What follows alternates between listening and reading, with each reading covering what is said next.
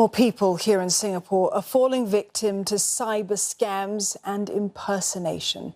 A survey by the Cybersecurity Agency last year reveals more than a third of those polled were hit despite greater awareness of good cybersecurity practices. Geraldine Yap with more.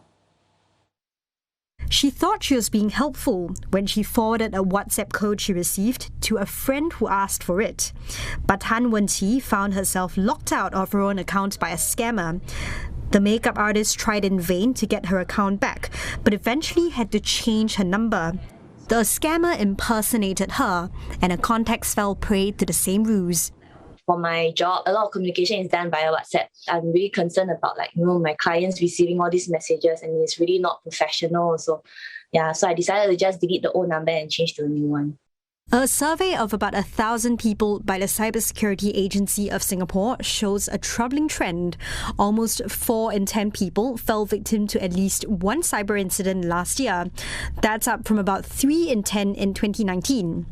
The most common incidents include unauthorized attempts to access accounts and being impersonated online. Respondents are concerned, but most think they won't be hit.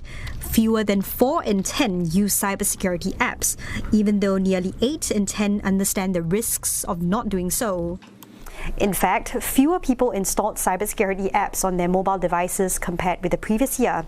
That's despite increased awareness about cyber attacks like phishing and good cybersecurity practices like how to set a strong password. The most common reasons cited were cost and lack of awareness.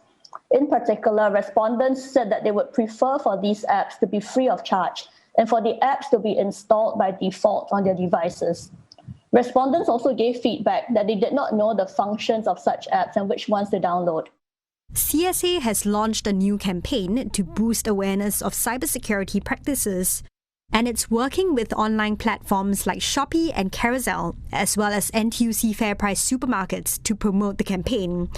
There will also be programs to reach out to about 50,000 seniors over the next 2 years, as well as students and small and medium enterprises.